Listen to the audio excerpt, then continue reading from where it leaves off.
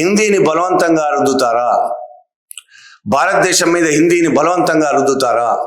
దాన్ని మేము సహించము, దానికి వ్యతిరేకంగా పోరాడతామని ప్రకటించిన వాడు పవన్ కళ్యాణ్.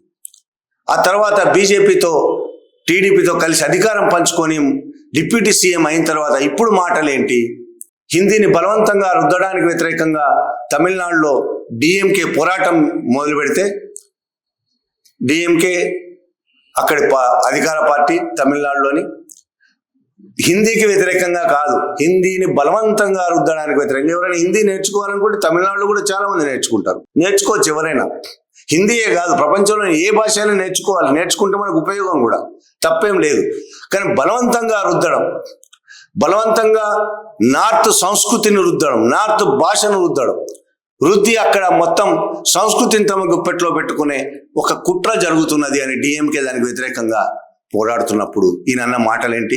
హిందీ మన జాతీయ భాష, భారతదేశంలో ప్రతి ఒక్కళ్ళు హిందీ నేర్చుకుని తీరాలి. ఆ విధంగా తమిళనాడు వాళ్ళు డిఎంకే వాళ్ళు వ్యతిరేకించడం దుర్మార్గం అని మాట్లాడినవాడు.